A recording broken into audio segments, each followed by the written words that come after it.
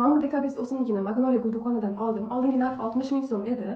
Hozirda 30 ming so'm. Ayrim turlari bor, ular 10 ming so'm ham. Ko'p bo'lgani uchun ikkita toyga qizmoqchiman alohida.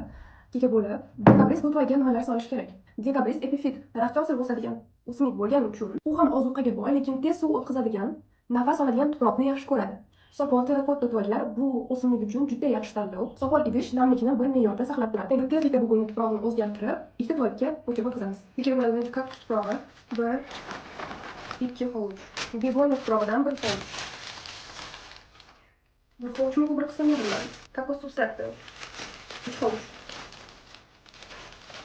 Daraxt tozlog'i. Manavon har xilidan solaman. Daraxt ko'miri. Va agrotermik.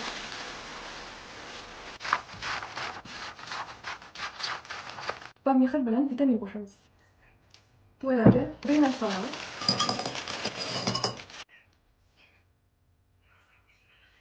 O'rtasida ichida chirish bor ekan.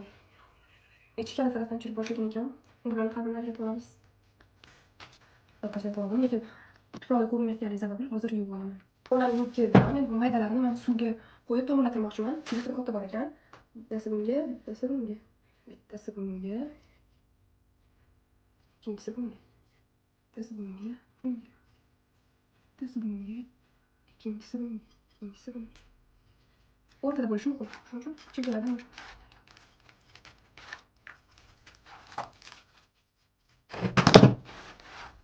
Birinchisi tayyor, ikkinchisi o'rtada. O'rtada bo'lishi muhim. Shuning uchun chekkalardan bor. Mana ikkinchisi ham tayyor bo'ldi. Ikkalasi tayyor. Endi o'zlashtirib olamiz. Keyingi videolarda ko'rishguncha.